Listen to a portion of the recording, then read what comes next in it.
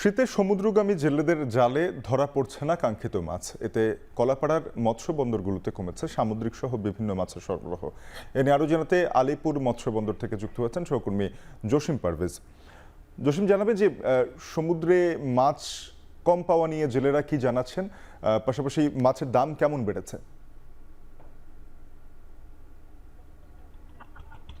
শাফিন, আপনি জানেন যে বঙ্গোপসাগরের অতি নিকটে একটি মৎস্য অবতরণ কেন্দ্র, সেটি হচ্ছে এই আলিপুর এবং মহিপুর মৎস্য অবতরণ কেন্দ্র।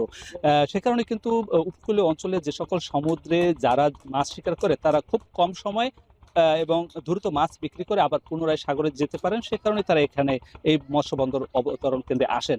তো আজ এই মৎস্য অবতরণ কেন্দ্রে যারা মাছ নিয়ে এসেছেন সংখ্যায় কম হলেও তারা এখানে বেচা বিক্রি করেছেন।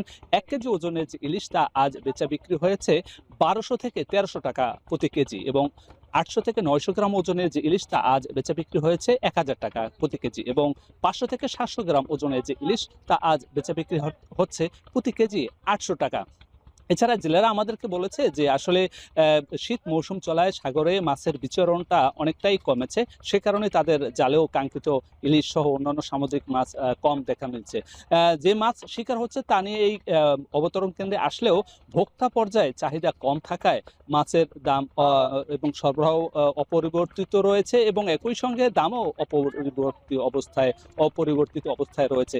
তারা প্রত্যাশা করছেন যে এই যে মাছ আরোহণ করছেন এতে তাদের লোকসানে পতিত হচ্ছে, এবং এই লোকসানের পরিমাণটা ভারী হচ্ছে। এই ছিল আমার কাছে সবশেষ। শাফিক। জসিম, আপনাকে ধন্যবাদ। সহকর্মী জসিম পারভেজ যুক্ত হয়েছিলেন কলাপাড়া থেকে।